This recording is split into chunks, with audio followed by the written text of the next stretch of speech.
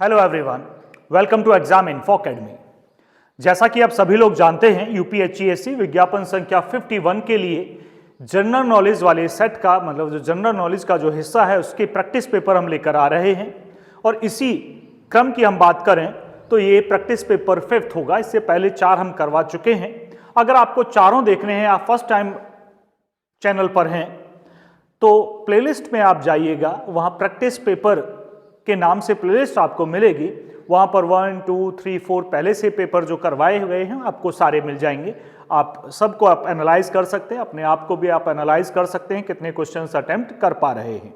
कोशिश की गई है कि सभी जो यूपीएससी प्रेस्क्राइब्ड सिलेबस है जीके वाले हिस्से का, सभी यूनिट से बराबर बराबर हिस्सों में बांटा जाए, लेकिन हमेशा एकदम बिल्कुल एक्यूरेट नहीं होता। 1-2 क्वेश्चन इधर उधर हो भी सकता है, लेकिन फिर भी एक्यूरेसी करने की कोशिश की गई है। चलिए स्टार्ट करते हैं।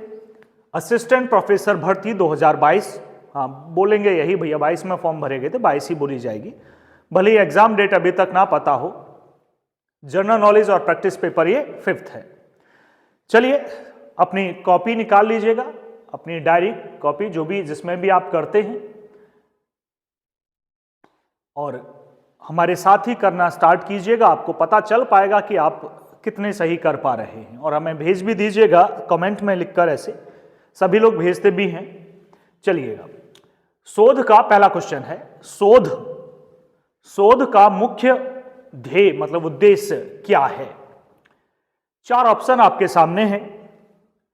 साहित्य की समीक्षा करना, पहले से ज्ञात का सारांश करना, मैं पहले बोल देता हूं, मतलब जो रिसर्च है उसका जो मेन टारगेट है, मेन एम क्या है, ये क्वेश्चन है। ये साहित्य की समीक्षा करना, पहले से ज्ञात का सारांश करना, थर्ड एकेडमिक उपाधि मतलब डिग्री प्राप्त करना है। केवल डिग्री प्राप्त करना ये तो नहीं हो सकता, खैर नए तथ्यों की खोज करना अथवा ज्ञात तथ्यों की ताजा व्याख्या करना। तो आपने कुछ चारों में से आपका सही आंसर आपको मिल गया होगा। मैं टिक लगा रहा हूं, उससे पहले आप लगा कर रखिएगा। हमारे अनुसार डी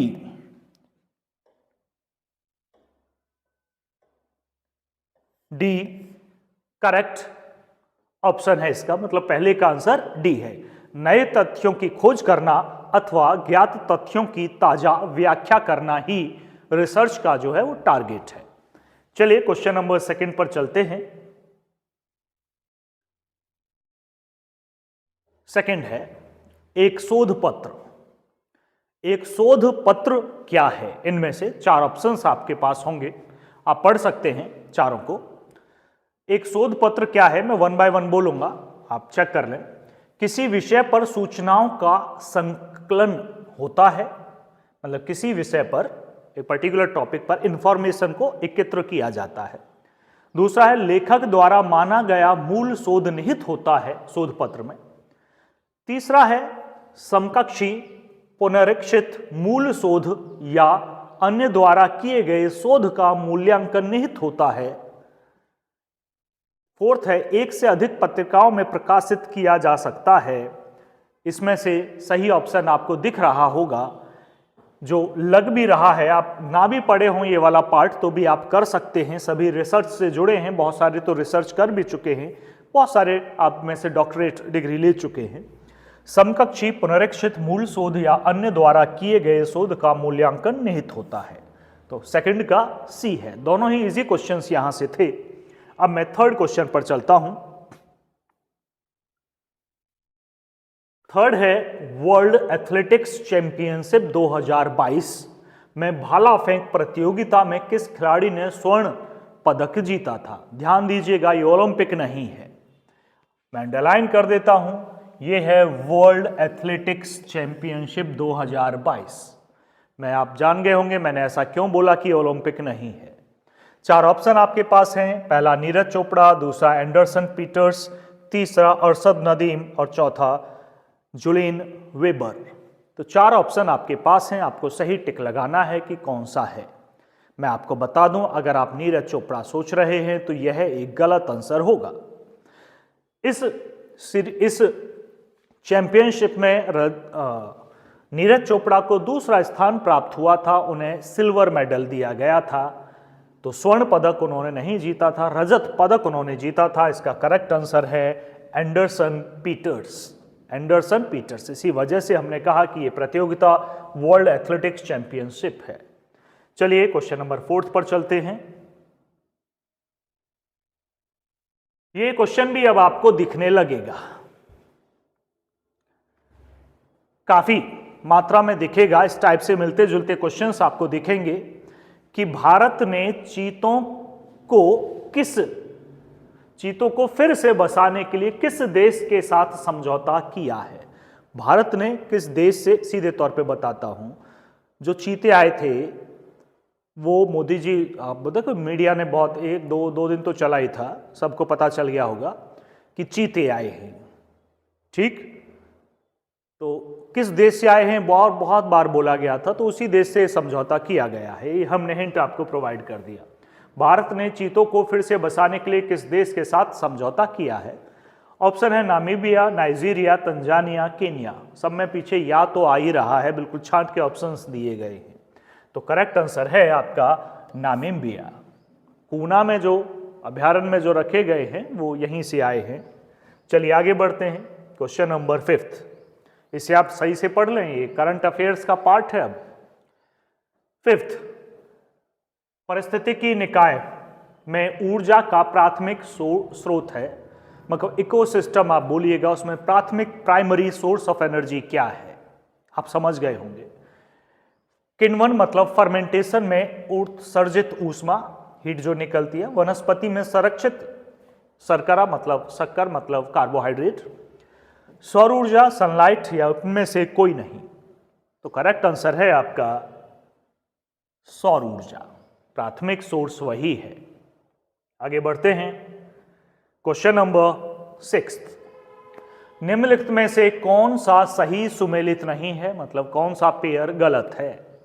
पहला है कार्टाजेना प्रोटोकॉल, बायोसेफ्टी, स्टॉकहोम सम्मेलन, मॉन्ट्रियल प्रोटोकॉल, क्योटो प्रोटोकॉल। अब आपको समझ आ गया होगा, एनवायरनमेंट से क्वेश्चन है। जब सम्मेलन होते हैं तो उनकी एक थीम रखी जाती है, उसके पीछे एक ये इस बार हम ये करेंगे, इस बार ये करेंगे, आपने शायद पढ़ा होगा। क्योटो प्रोटोकॉल तो मैंने पिछले वाले पेपर से भी बोला था, और जब मैं करवा रहा था प्रैक्टिस पेपर 4 की, आप इसे बिल्कुल पढ़ लीजिएगा। तो क्या करने का वहाँ पर शपथ ली जाती है ये देखते हैं। कार्टाजोन प्रोटोकॉल बायोसेफ्टी है, स्टॉकहोम सम्मेलन में अनवरत जैविक प्रदूषक के लिए है, मॉन्ट्रियल प्रोटोकॉल ओजोन परत के बचाव के लिए है, और क्योटो प्रोटोकॉल इसमें लिखा है जल संरक्षण, मुझे याद है। क्योटो प्रोटोकॉल ग्लोबल वार्मिंग, जो गैसेस क्रिएट करती हैं ग्लोबल वार्मिंग, उसे कम करने के लिए है।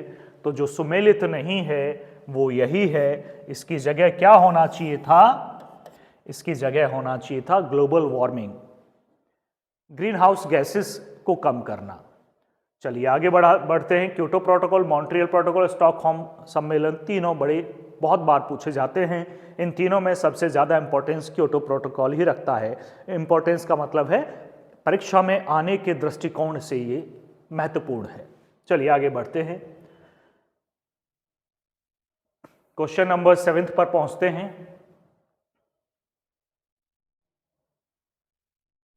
क्वेश्चन नंबर 7, निम्नलिखित युग्मों में कौन सही सुमेलित नहीं है, मतलब कौन सा गलत है। वही उसी तरह से कौन सा पेयर गलत है। पहला है रेनिटिन, पनीर है ये, जैव प्रौद्योगिकी प्लाज्मिड्स है, गोल्डन चावल विटामिन ए के लिए जाना जाता है, ओजोन परत ट्रोपोस्फेयर में होती है। तो इसमें कौन सा सुमेलित नहीं है, नहीं है लिखा है वहां, ये नहीं कि सुमेलित है, क्या है, नहीं है। गलत कौन सा है, which one is the incorrect. तो ओजोन जो लेयर है वो स्ट्रेटोस्फेयर में है, ट्रोपोस्फेयर में नहीं है। तो यही आपका आंसर होगा, क्योंकि ये पेयर सही नहीं है। आगे बढ़ते हैं। क्वेश्चन नंबर 8, एशियाटिक बब्बर शेर, एशियाटिक लॉइन बोला जाता है, का निवास कहां है। माफ कीजिएगा, इन चारों में से कहां पर है। पहला है गिर, दूसरा है कान्हा, ये अभ्यारण्य के नाम है, कॉर्बेट पार्क, दुधवा। हमने कहा था इन्हें आप पढ़ लीजिएगा, इनमें से क्वेश्चन हमेशा एनवायरनमेंट से आएगा ही। तो जो सही आंसर है वो यहां पर है गिरवन। शेरों के लिए, बब्बर शेरों के लिए गिर जाना जाता है, तो सही आंसर है 8th का ए, गिर। क्वेश्चन नंबर 9 पर आते हैं।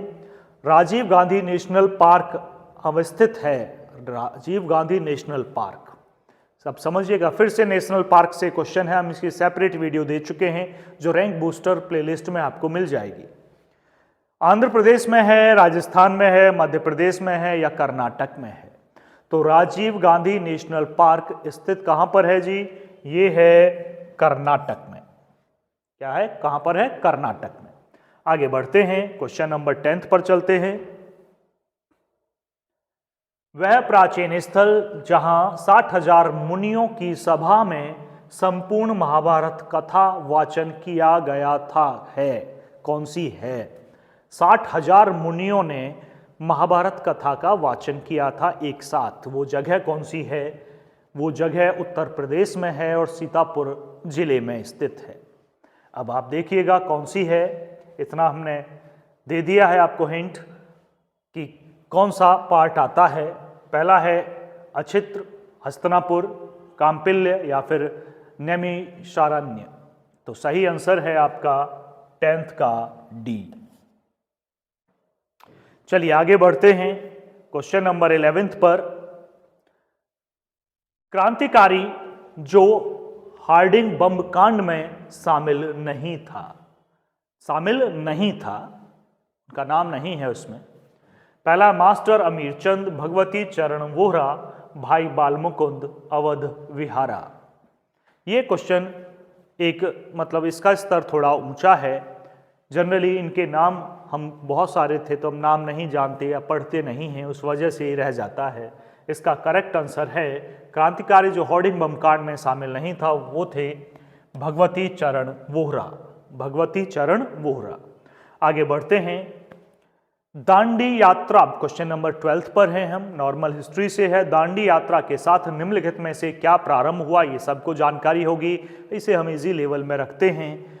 होम रूल आंदोलन, असहयोग आंदोलन, सविनय अवज्ञा आंदोलन या भारत छोड़ो आंदोलन? दांडी मार्च से प्रारंभ हुआ सविनय अवज्ञा आंदोलन। चलिए आगे बढ़ते हैं 12th के बाद। क्वेश्चन नंबर 13, मीटियोर मतलब उल्का पिंड हैं, क्या है इनमें से? क्या है? तीव्र गति से चलता तारा है, बाह्य अंतरिक्ष से पृथ्वी के वायुमंडल में प्रविष्ट हुआ कोई मैटर का अंश है। मैटर मतलब द्रव्य बोलते हैं हिंदी में, वैसे मैटर मैटेरियल पार्टिकल। तारामंडल का भाग है, पुच्छहीन धूमकेतु है। मीटियोर उल्कापिंड आपने देखे होंगे जिन्हें हम टूटता हुआ तारा बुला लेते हैं, तो वह है बाह्य अंतरिक्ष से पृथ्वी के वायुमंडल में प्रविष्ट हुए मैटर का अंश होता है। आगे बढ़ते हैं, क्वेश्चन नंबर 14। भारत में निम्न में से किस तटीय प्रदेश में उत्तर पूर्वी मानसून से वर्षा होती है? उत्तरी पूर्वी इधर से ऐसे।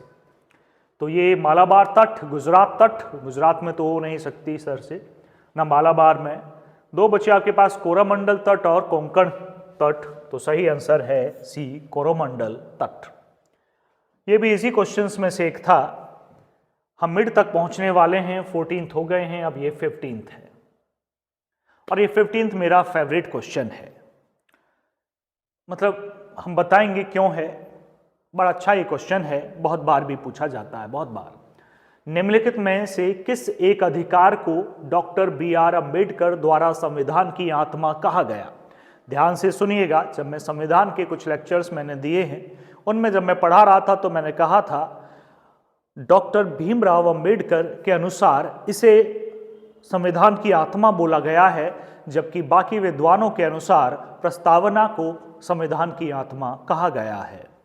अब कौन सा था इनमें जिस अधिकार को डॉक्टर BR अम्बेडकर ने संविधान की आत्मा कह के बुलाया? क्या वो धर्म की स्वतंत्रता का अधिकार था? तो बिल्कुल नहीं। संपत्ति का अधिकार था? हो ही नहीं सकता। समानता का अधिकार भी नहीं था। बच्चे यहाँ कंफ्यूज हो जाते हैं। वो था संवैधानिक उपचार का अधिकार, याचिका दायर करने का अधिकार। चलिए आगे बढ़ते हैं 15th का।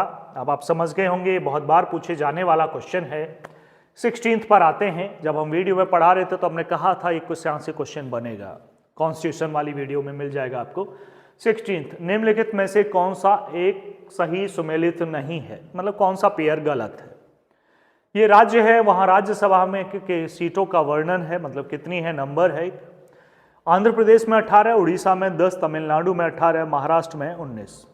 ये इजी है क्वेश्चन कि जिन्होंने ये स्टेट को डिवाइड करते हुए देखा होगा तो वो जानते होंगे। आंध्र प्रदेश में 18 ही होती थी, लेकिन फिर तेलंगाना बना, 7 उसमें चली गई तो 11 बची। तो अब जो करेक्ट आंसर है ये एक गलत 18 नहीं है।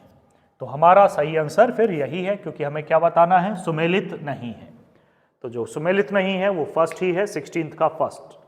मिड से हम आगे बढ़ रहे हैं। अब 30 क्वेश्चन हैं और 17th पर है। अब सिविल सेवाओं में सुधार हेतु पीसी होता समिति का गठन किस वर्ष किया गया था। तो किस वर्ष किया गया था इसे मैं डायरेक्ट बता देता हूं, ये है 2004 में ये किया गया था। आगे बढ़ते हैं क्वेश्चन नंबर 18 पर। भारत में प्रथम उद्योग जिसका विकास हुआ वह है, मतलब भारत में किस उद्योग का सर्वप्रथम विकास हुआ। देखो कौन कौन से, कुटीर उद्योग है, सीमेंट उद्योग है, आयरन और स्टील उद्योग है, अभियांत्रिकी उद्योग है। तो सबसे पहले की बात करते हैं, आज की थोड़ी ही है जो सीमेंट बन जाएगा या आयरन आ जाएगा।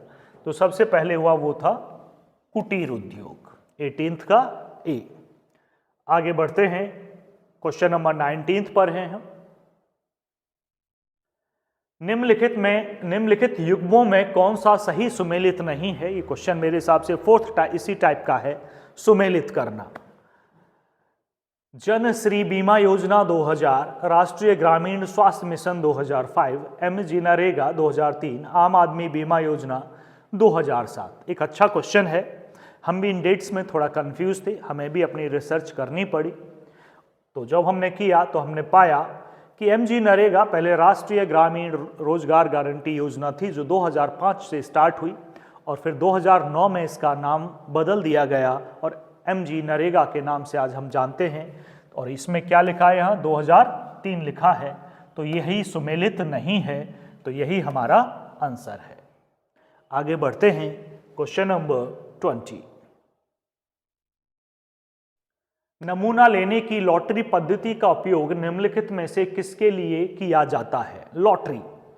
लॉटरी निकालो ऐसे, मतलब कोई रैंडमनेस बोले यहाँ पे, डिसऑर्डर होता है इसमें। ये क्या व्याख्या है इसमें, या सिद्धांतीकरण है, संकल्पना है, बेतरतीब ग्रहण। ये बच्चे नहीं जानते होंगे इस वर्ड को। इसका मतलब होता है जिसमें क्रम ना हो, इर्रेगुलर। आप इसे क्या समझे, बिना सीरीज वाला, इर्रेगुलर है, कोई क्रम ही नहीं है। तो बेतरतीब को जब आप नॉर्मल भाषा में देखोगे तो इसका मतलब होगा इसमें कोई क्रम नहीं है, ये मतलब है। तो 4 वर्ड आपके सामने है। लॉटरी पद्धति का उपयोग किस में किया गया है, मतलब किसके लिए किया जाता है। तो सही है, जब लॉटरी है तो उसमें रैंडमनेस आती है, और रैंडमनेस है तो इसका मतलब उसमें कोई क्रम नहीं होगा। तो हम 4th पर जा रहे हैं। कोई क्रम नहीं है, ऐसे यही नाम लेते हैं, यही है हिंदी का वर्ड। हमें ही कंफ्यूज कर दिया इस वर्ड ने, तो बड़ा ढूंढना पड़ा। 21 पे आते हैं। मौलिक शोध के सिद्धांतों का निम्नलिखित में से किस में उपयोग किया जाता है। मौलिक शोध के सिद्धांतों का उपयोग अप्लाइड रिसर्च में किया जाता है। अप्लाइड रिसर्च है इसमें अनुप्रयोग शोध, हिंदी में क्या बोलेंगे अप्लाइड रिसर्च को, अनुप्रयुक्त शोध। ये तो क्रियापरक है, नीचे दार्शनिक है, फिलॉसफी आ गई, ऐतिहासिक, तो क्या है अप्लाइड रिसर्च, यही बोली जाएगी। आगे बढ़ते हैं क्वेश्चन नंबर 22 पर हैं अब हम। यह है निम्नलिखित में से कौन सा शोध वर्तमान परिस्थितियों में सुधार पर केंद्रित है। पहला है प्रायोगिक शोध, दूसरा है मौलिक शोध, तीसरा है क्रियात्मक शोध और चौथा है सर्वेक्षण शोध। किसमें है जी, निम्नलिखित में कौन सा शोध वर्तमान परिस्थितियों में सुधार पर केंद्रित है। तो ये पहले भी क्वेश्चन आया था, मुझे याद है किसी सेट में था, तो वो है क्रियात्मक शोध। इस रूप में नहीं था, दूसरे रूप में ही पूछा गया था। 23 पर चलते हैं।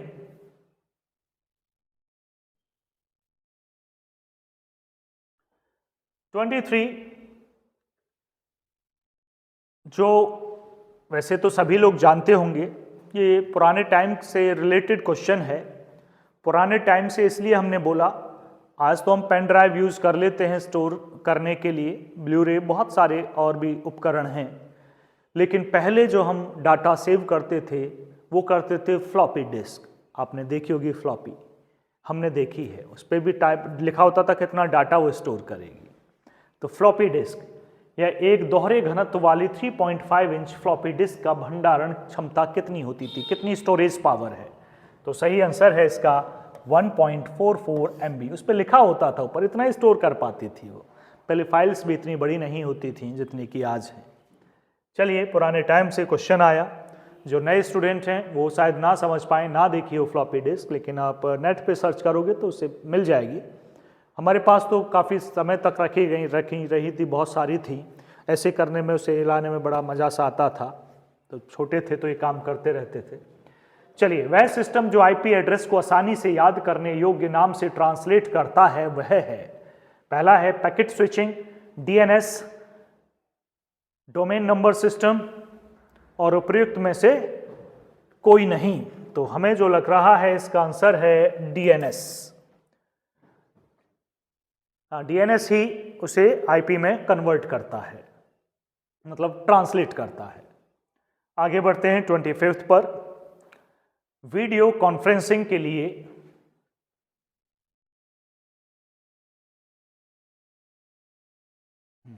वापस आ गया भाई, तकनीकी आदमी हम हैं नहीं उतने। देखिएगा, वीडियो कॉन्फ्रेंसिंग हेतु निम्नलिखित में से कौन सा डिवाइस अनिवार्य है? कंपलसरी है। वीडियो, हमें ऐसे लाइव जाना है वीडियो, तो वीडियो के लिए कैमरा होना चाहिए। तो प्रिंटर है जी, स्कैनर है, वेबकैम। तो हमें किसकी रिक्वायरमेंट होगी? वेबकैम की रिक्वायरमेंट होगी वीडियो कॉन्फ्रेंसिंग करने के लिए। बड़ा इजी क्वेश्चन था, इससे सब कर पाएंगे। मेरिट डिसाइड नहीं करेगा। मेरिट डिसाइड वो क्वेश्चंस करते हैं जो आप कर पाएं, बाकी ना कर पाएं, या डिफिकल्ट लेवल अच्छा हो, डिफिकल्टी लेवल। चलिए 26 पर चलते हैं। जून 2022 में कौन भारतीय प्रेस परिषद की पहली महिला अध्यक्ष बनी? जून 2022 की बात है, तो इसका मतलब ये करंट अफेयर्स का ये क्वेश्चन होगा। आपको सोचना होगा थोड़ा। न्यायमूर्ति सुधा मिश्रा, न्यायमूर्ति गीता मित्तल, न्यायमूर्ति रंजना प्रकाश देसाई, न्यायमूर्ति इंदु मल्होत्रा। आप वीडियो पॉज कर सकते हैं अगर आपको सोचना है। हम आंसर पर जा रहे हैं और इसका करेक्ट आंसर है न्यायमूर्ति रंजना प्रकाश देसाई को 2022 में भारतीय प्रेस परिषद की पहली महिला अध्यक्ष चुना गया। आगे बढ़ते हैं। हाल ही में किस भारतीय प्रौद्योगिकी संस्थान ने, मतलब किस आईआईटी ने, ऐसे सीधे बोले, किस आईआईटी ने सेप्टिक टैंक साफ करने वाला देश का पहला रोबोट बनाया? IIT Madras, IIT Delhi, IIT Kanpur, IIT Roorkee. किसने बनाया सेप्टिक टैंक साफ करने वाला रोबोट? चारों आईआईटी, मतलब किस आईआईटी ने, क्वेश्चन ही है तो आईआईटी होंगी। बस आपको सिटी बताने कौन सा आईआईटी वो था, तो उसका करेक्ट आंसर है आईआईटी मद्रास ने बनाया, आईआईटी मद्रास ने। आगे बढ़ते हैं 27 के बाद 28 है, ये भी करंट अफेयर से ही जुड़ा है। मई जून 2022 में world summit of information society 2022 कहाँ आयोजित किया गया था? पेरिस में, जिनेवा में, सिडनी में या रोम में? चार ऑप्शन आपके पास हैं, सोच सकते हैं आप। आपको याद है तो अच्छी बात है। ये किया गया था जिनेवा, जिनेवा में किया गया था। आगे क्वेश्चन नंबर 29 पर है, सेकंड लास्ट ये क्वेश्चन है। निम्नलिखित में से कौन आउटपुट डिवाइस नहीं है? आउटपुट, जो इनपुट जैसे हमने टाइप किया, प्रोसेसिंग सीपीयू में हुआ, आउटपुट हमें मॉनिटर पे दिखाई दिया। तो मॉनिटर तो आउटपुट डिवाइस है। टच स्क्रीन, टच स्क्रीन का मामला थोड़ा अलग है। कई बार हम सोचते हैं सर ये मॉनिटर आउटपुट है, अरे इनपुट भी तो है, कीबोर्ड भी तो उसी पे आता है। प्रिंटर आउटपुट है, प्लॉटर आउटपुट है, तो करेक्ट आंसर है टच स्क्रीन, ये आउटपुट डिवाइस नहीं है, क्योंकि इनपुट भी इसी से दिया जाता है। तो ये यही आंसर है, टच स्क्रीन। फोन में जैसे है आपके, अभी आप यूज कर रहे हो जैसे। 30 पर आते हैं। एक एक्सेल वर्कशीट का नाम, आईसीटी से क्वेश्चन जा रहा है फिर, एक एक्सेल वर्कशीट का नाम बदलने के लिए क्या करेंगे आप? नाम बदलना है, रीनेम करना है। पहला, कंट्रोल को पकड़े हुए वर्कशीट टैब पर क्लिक करेंगे और एक नया नाम टाइप करेंगे। दूसरा option, save as, save as होता है ना, सेव एज, ऐसे लिख देता हूं मैं इंग्लिश में से, ये जो बोला गया ये सेव एज, एक होता है सेव कमांड, एक होता है सेव एज। ऑप्शन को फाइल मेन्यू में चूज करेंगे, वर्कशीट टैब पर डबल क्लिक करें और एक नया नाम टाइप करें, कंट्रोल प्लस शिफ्ट की और न्यू नेम को प्रेस करें। तो कौन सा ऑप्शन सही है? एक्सेल शीट का आपको नाम बदलना है तो ये सबसे आसान, यही तरीका बेटर है। वर्कशीट टैब पर डबल क्लिक करें और एक नया नाम टाइप करें, सिंपल है, डबल क्लिक वहीं टाइप कर दें, ये सबसे आसान है। और भी तरीके होते हैं लेकिन ये हम इस पर जा रहे हैं 30 का सी। तो ये थे क्वेश्चंस, प्रैक्टिस पेपर 5th था ये। ऐसे ही हम प्रैक्टिस पेपर तो लेकर आएंगे ही, आपके कमेंट्स से हमें लगा कि हमें प्रैक्टिस पेपर करवाते रहना चाहिए तो हम लेकर आए। 5th है, 6th है, जल्दी जल्दी लाएंगे, पूरी सीरीज खत्म कर लेते हैं। भले ही एग्जाम कभी भी हो लेकिन एग्जाम होगा ज़रूर। किसी ने हमें लिख के भेजा सर कितना भी लेट हो लेकिन एग्जाम होगा ज़रूर, इसलिए आप लेकर आइएगा, प्रैक्टिस पेपर की पूरी सीरीज करवा दीजिएगा। तो ऐसे कमेंट थे, कल की वीडियो पर ही थे, तो हमने सोचा करवाते हैं। भले ही टाइम मिल भी रहा है अभी, कुछ ऐसे बहुत सारों के कुछ नेगेटिव कमेंट भी दिए, सर कब होगा एग्ज़ाम, कितना मोटिवेट रहें। ऐसे भी तो मोटिवेशन तो ज़रूरी है और सेल्फ मोटिवेशन सबसे ज़्यादा ज़रूरी है, उसमें किसी दूसरे से नहीं जोड़ा जाता, खुद सेल्फ अपने आप को मोटिवेट, आप डिपेंडेंट नहीं रहेंगे। चलिए ये वीडियो यहीं पर हम खत्म करेंगे। हमें कमेंट सेक्शन में लिखकर बताइएगा कि आपके 30 में से कितने सही हैं। पेपर का लेवल इसका इजी नहीं था, डिफ़िकल्ट भी नहीं था, मॉडरेट आप इसे बुला सकते हैं। तो इसी टाइप का लगभग क्वेश्चन पेपर भी बनाया जाता है। कुछ इजी क्वेश्चन ICT से निकल कर आते हैं, साइंस वालों के लिए इन्वायरमेंटल इजी लगता है, तो अलग अलग अपना अपना फील्ड है। हिस्ट्री वालों के लिए हिस्ट्री ज्योग्राफी का फील्ड आसान लगेगा, तो अपना अपना फील्ड है। और जो रिसर्च कर चुके हैं उन्हें रिसर्च वाला अच्छा लगेगा। तो अपने अपने फील्ड के अनुसार कुछ क्वेश्चन इजी और कुछ डिफ़िकल्ट लग सकते हैं। चलिए हम वीडियो यहीं ख़त्म करते हैं। धन्यवाद।